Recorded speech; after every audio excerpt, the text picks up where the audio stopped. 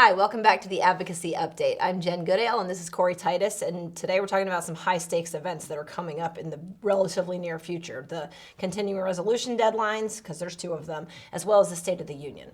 So what's happening with this continuing resolution? Yep, so like you said, two deadlines, the 1st of March at midnight and the 8th of March, but we're going to focus on the first one. So there's 4 spending bills that need to make it across the finish line by that deadline, and as of recording, we don't have a deal. And we've been closely tracking this, listening to reports from the conversations that leadership is having. And honestly, it sounds like some of the arguments that my kids have, in that they're in the same room, they have the same argument, they come back to me, and I get 2 completely different stories. So what's the background here? Right, to be fair, it's a little different and a little more complicated than tugging who pulled whose hair. But what you see from the reporting is one leader focuses on one aspect of the negotiations, one focuses on another, and it makes it really tough, from the outside looking in, just like how are they going to close that gap and how far apart are they really? Yeah, so we have a few different options of what can happen going forward. We can either actually pass appropriations bills and fund the government. We could shut down, which nobody wants. You could kick the can down the road with another continuing resolution. What am I missing? Full year CR.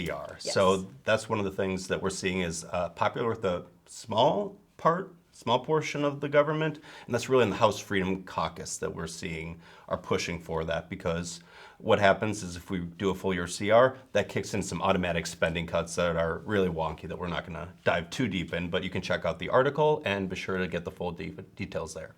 But let's be optimistic. So the best case scenario is we see the 4 bills passed, an agreement reached right away. It takes some time to get through things through the floor, so they'll need every hour that they can get.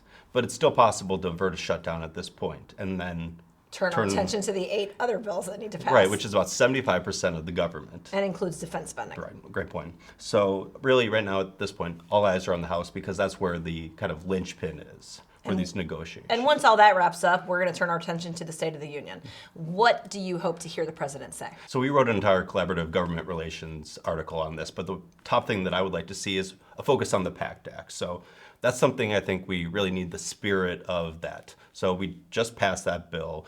It's a bipartisan, bicameral triumph that everybody can really point to. And I think that's the spirit that we need right now with such a high-stakes negotiations going on right now.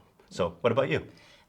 I would like to see a real move to push DOD to address the quality of life issues that we've heard so much about.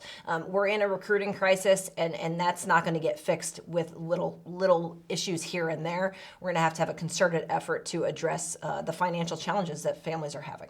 And if you want to learn anything more about either of these topics, check out the links in the comments. We wrote a full article on both these issues. And if you want to make sure that you're involved and able to support at critical times, be sure to join our Legislative Action Center. Thanks so much. We'll see you next time.